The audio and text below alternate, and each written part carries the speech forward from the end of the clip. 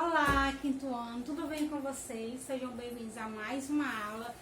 Tarde, né? Pois é, porque a tia teve alguns imprevistos e não pôde gravar a aula mais cedo. Mas graças a Deus que deu tempo de gravar a aula ainda.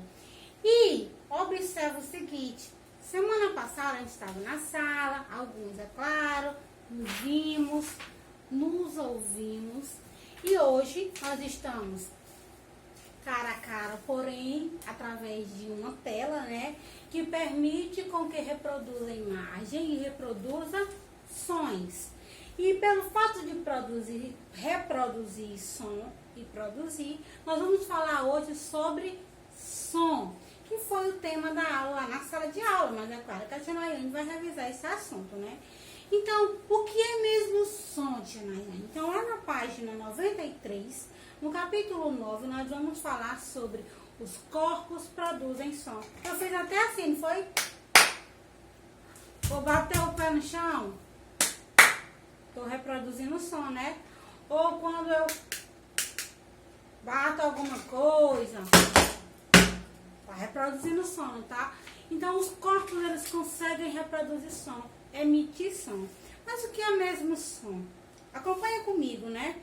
É o resultado de um movimento vibratório que provoca perturbação no meio, cujo efeito é captado pelo ouvido. Quem estava na sala fez isso comigo, mas você que não estava vai fazer agora. Coloca a mão na sua garganta e fala: ei! Oi! Ui! Tu tá percebendo que tá vibrando aqui quando você fala? Diz: oi! Vibrou, não vibrou? Por que vibra? Porque o nosso corpo está produzindo som. E os sons são o quê? Vibrações, ondas vibratórias. E a prova viva é isso aqui. E o som é captado pelo nosso ouvido, né? O ouvido ele consegue captar através desse sentido que é a audição. Então o som ele consegue se propagar no meio. É tão tal que quando eu bato aqui, que todo mundo que estiver dentro da sala vai conseguir ouvir. Quando eu bato, todo mundo ao meu redor consegue ouvir. Se eu disser, ei! Todo mundo vai ouvir, não vai? Por quê? Porque o som, ele é propagado, ele é transportado, certo? E aí a gente viu que alguns, assim como lá no caso da eletricidade, alguns corpos são melhores de conduzir e outros não, como no caso de metais, que conduzem melhor a eletricidade. E no caso dos plásticos e borrachas, já não conduzem tanto a eletricidade, né? Não são bons condutores, são isolantes. Da mesma forma, existem materiais, corpos que conseguem conduzir melhor o som e outros que não conseguem conduzir som, que são isolantes, né? Que é o exemplo que eu até citei na sala de aula. Quem tá, vai só revisar. Quem já foi no estúdio de gravação? Antes de gravação, o estúdio ele é totalmente isolado. Ele é todo fechado, ele é cheio de isopor ou de almofadas, né? Espumas, que é para isolar. Então, alguns materiais são bons condutores, como no caso do ferro, do alumínio, do ouro. Já outros não são bons condutores, como é o caso da lã, de tecido e de espuma. E também existe algumas tabelas, né, que eu chamo, que são dados em decíbeis ou decilímetro. Está lá na página 93, que é a quantidade de propagação de som. Então, o nosso ouvido capta os sons à nossa volta, até mesmo quando estamos dormindo. Os sons que ouvimos muitas vezes alertam-nos para ações que não estamos vendo.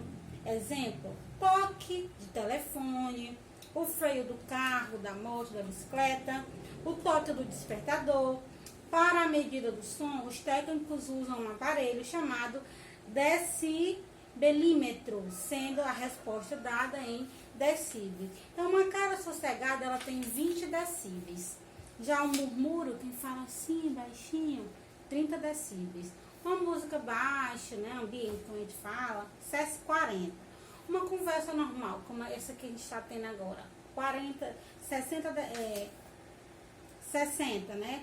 A televisão, normal também, 65. Tráfego intenso na rua, aquelas horas de carro indo, voltando, moto, 80 decíbeis. O iPod no volume máximo, 110 decíbeis. Uma buzina, 110 decíbeis. Uma britadeira, um bicho de furar parede, furar concreto, 110 decíbeis. Um show aberto em um estádio que dá para ouvir de longe, 120 decíbeis. Um avião decolando a jato, 130. E um tiro, 140. Então, o mais alto é o do tiro, né? A exposição prolongada a ruídos superiores a 85 decíbeis provoca a perda gradativa da audição. Então, imagina aí na rua. Você está na rua e aquele som. Então, quem se expõe demais a sons, mais ou menos dessa altura ali, do meio da rua, né, carro de som e moto indo e voltando, ele vai com o tempo perdendo a audição, porque aquele barulho ali ele é superior à capacidade do nosso ouvido. É tão séria a situação da poluição sonora atualmente que podemos verificar na tabela de decíbeis a seguir o tempo de exposição ao som que o ouvido humano pode suportar sem prejuízo para a audição. Já ouviu falar de poluição, né? Poluição do meio ambiente, do ar, poluição da água, mas poluição sonora, já tinha ouvido falar? Pois é, pois tem a poluição sonora, que é a exposição demais ao som. Quando você fica exposto ao som demais, quando alguém coloca o paredão, você já viu o paredão, né? Aquela monte de caixa de som, fica aquela zoadona intensa, barulho ali que chega, vibra, incomoda. Isso ali é prejudicial à nossa saúde. E quando acima de 85 decíbeis, é uma poluição sonora que provoca gradativamente, aos poucos você vai perdendo a sensibilidade do seu ouvido e vai perdendo a audição. Então aqui o tempo máximo que você pode passar diante de um barulho de 85 decíbeis, como por exemplo os comerciantes que moram ali, que trabalham ali no centro da cidade, estão expostos a barulho o dia inteiro, então eles não podem passar mais de 8 horas expostos a esse barulho. 90 decíbeis, acima, né, de 90 decíbeis, 40 horas. No caso do paredão, gente, que é basicamente essa quantidade de 115 decíbeis, sabe quanto tempo a gente poderia ficar em barulho daquele ali? 7 minutos, e o povo passa a noite todinha, não é? Isso é um perigo muito grande. Então vamos comparar a medida sonora ao tempo de duração de um show.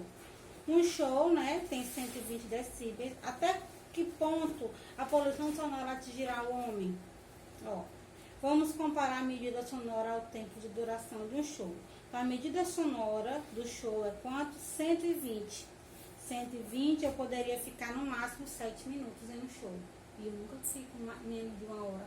Então é um perigo grande. Até que ponto a poluição sonora atinge o homem? Ao ponto de afetar muito a qualidade de vida do homem. Vai afetando a audição, causa dor de cabeça. Então atinge muito. Então ficou uma atividade que eu passei para casa, né? Alguns já me mandaram, outros ainda não. Na página 97 e 98. Se você não mandou ainda, mande, eu vou estar aguardando. A gente não vai responder agora, vou deixar para responder na sala de aula, tá bom? E gravo para mostrar para vocês. E nós vamos iniciar hoje um novo assunto, que é o ciclo da água, tá bom? Então, quando a gente fala de ciclo da água, nós estamos falando de quê?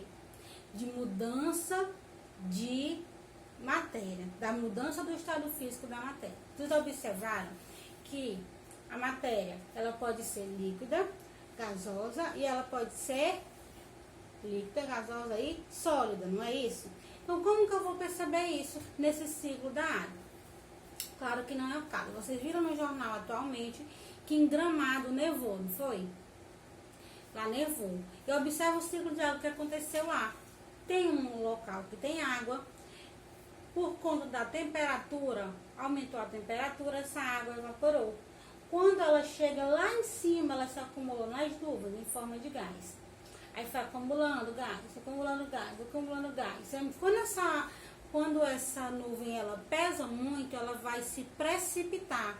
A gente chama de precipitação o fato da nuvem, liberar tudo que está dentro dela. Então vai começar a cair ou em forma de água líquida ou em forma de sólido, que pode ser tanto neve como granizo, certo? Então, lá em Gramado, no caso, ocorreu uma precipitação na forma sólida, que foi em forma de neve. Então, é exatamente isso que vai acontecer. Acompanhe comigo lá na página 100. O ciclo da água é o movimento que a água faz na natureza e envolve a evaporação das águas dos rios, das chuvas e a respiração das plantas e dos animais. Então, observe aqui na imagem. Na imagem eu tenho um rio, certo? Observe que lá em cima tem o sol. O sol, ele aquece a água. Sabe o que vai acontecer? Igual quando eu pego água, coloco numa panela e coloco no fogo. A água não vai começar a esquentar, ferver, evaporar até sumir por total. Isso porque ela subiu em forma de gás, né? Vai acontecer isso com o rio também. O sol, ele vai aquecer essa água e essa água vai começar, ó, a se transformar em gás, liberar partículas, se transformar, essas partículas vão ficando cada vez mais agitadas e vão subindo lá para as nuvens. Quando ela transpirou, subiu lá para a nuvem, né, por meio da condensação. Quando a nuvem ela começa a pesar, vai acontecer a chuva e a neve, que é a precipitação que vai cair em forma de chuva ou de neve. E para onde é que ela vai? O solo. E o solo vai filtrar essa água e por meio do solo, né, a água subterrânea vai sugar essas partículas que caíram em forma de água ou de neve e mandar novamente para o rio, para o açude, para o lago, para o mar, e vai acontecer tudo novamente. Por que eu chamo de ciclo? Porque ele não tem fim, ó. Ele vai estar ali no rio, vai lá para a nuvem, caiu na terra, que manda para o rio, que vai para a nuvem, que cai na terra e vai, ó, não muda nunca. É a mesma coisa sempre. Então, se eu perguntar para você, qual é o ciclo de água? Você vai dizer assim, vou ter um recipiente com água, pode ser um rio, pode ser um mar, pode ser um lago, pode ser um açude, uma poça d'água, e o sol vai aquecer. O sol, a temperatura alta vai aquecer essa água. Essa água que estava no estado líquido vai começar a se transformar em vapor e vai se acumular lá nas nuvens. Quando essa nuvem estiver bem pesada, que também o sol sumir, que ela vai esfriar e vai ficar mais pesada ainda, quando ela estiver bem pesada, ela vai se precipitar, vai se transformar, todo o estado gasoso dela vai se transformar em estado líquido, que é quando ela manda a chuva, ou estado sólido, quando vem em forma de neve. E isso vai cair aonde? No solo. Então, essa água vai cair no solo, essa precipitação vem para o solo, e o solo filtra por meio das águas subterrâneas e manda de novo para o recipiente de água. Então, esse é o ciclo de água, certo? Então, o ciclo da água é o movimento que a água faz da natureza e envolve a evaporação das águas dos rios, das chuvas e a respiração de plantas e animais. A água segue um processo permanente de transformação na natureza, passando de um estado para outro, líquido, sólido ou gasoso. A essa transformação e circulação de água dá-se o nome de ciclo da água ou ciclo hidrológico, que se desenvolve através da evaporação, condensação, precipitação, infiltração e transpiração. A água é indispensável para a manutenção da vida encontrada na natureza e está distribuída nos rios, lagos, mares, oceanos e em camadas subterrâneas do solo ou em geleiras, lá na Antártica, né? Então vamos lá conhecer alguns nomes que é citado aqui. Primeiro, evaporação. O calor irradiado pelo sol, o calor que é mandado pelo sol, aquece a água do rio, do lago, do mar e oceano, provocando a evaporação. Mas o que é a mesma evaporação? É a transformação. É quando a água é aquecida e ela vai se transformar de um estado para o outro. No caso do estado líquido para o estado gasoso, viu? Nesse momento ocorre a transformação do estado líquido da água para o estado gasoso, à medida que se desloca da superfície da Terra para a atmosfera. Então, à medida em que está ali a poça de água e o sol está mandando temperatura, mandando calor para essa água, ela vai começar a se aquecer e vai evaporar. Depois que ela evapora, ela vai passar por um processo de condensação, que é esse processo aqui, ó. Condensação é quando ela vai começar a se acumular lá na nuvem. Vapor da água esfria, acumula-se na atmosfera e se condensa na forma de gotículas de água, suspensas no ar, que formarão as nuvens e os nevoeiros. Nesse momento ocorre o processo da condensação, ou seja, a transformação do estado da água para o seu estado líquido. Depois tem a precipitação, que é depois que ela se acumulou na nuvem, agora ela vai se transformar novamente para vir para a terra de novo. Com muita água condensada na atmosfera, inicia-se o processo de precipitação, em que as gotículas suspensas no ar se tornam pesadas e caem no solo em forma de chuva ou de neve. Em regiões muito frias, a água condensada passa do estado gasoso para o líquido e rapidamente para o sólido, formando a neve ou granizo. Depois tem a infiltração, que é quando o vapor da água condensado caiu sobre a superfície da terra e ocorre a infiltração de uma parte dessa água que vai alimentar os lençóis subterrâneos. E depois tem a transpiração, que parte da água que se infiltrou no solo pode ser absorvida pelas plantas, que depois vai utilizá-la para devolver na atmosfera por meio de processo de transpiração. A água proveniente das chuvas cai no rio, lagos, infiltrando-se também no solo, reiniciando assim todo o processo do ciclo de água. Então vocês viram aí que primeiro ocorre a evaporação, que sai do rio ou de qualquer outro sistema que tem a água, e quando é aquecido sobe para a atmosfera, lá para a nuvem, lá para o céu, né? Quando o sol ele vai sumindo, que o tempo vai se esfriando, essas partículas elas vão começar a pesar, então elas vão se condensar, elas vão se unir lá nessa nuvem. Quando essa nuvem ela vai estar muito cheia, que ela está condensada, ela vai passar por um processo de precipitação, que muito pesada ela vai ter que se descarregar. Como é que ela vai se descarregar? Mandando todas essas partículas que estão acumuladas lá para a terra novamente, ou em forma de água no estado líquido, ou em forma de neve ou granizo em regiões muito frias, como aconteceu em Gramado.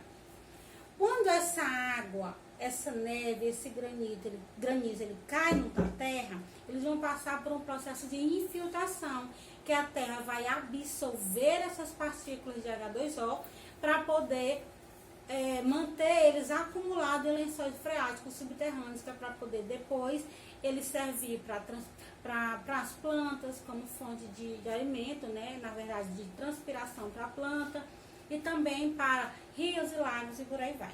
E depois tem a transpiração, que é quando parte dessa água ela vai ser absorvida pelas plantas e pelos lençóis freáticos, ok? Certo? Então vai ficando aqui uma atividade na página 102 e na página, até a página 105, certo? Para você estar aí praticando, nada demais, é bem repetitiva a tarefa, então para você só ir aprendendo, memorizando como ocorre para o ciclo de aquático, de água, hidrográfico, certo? Então fiquem com Deus e até a próxima aula e bons estudos!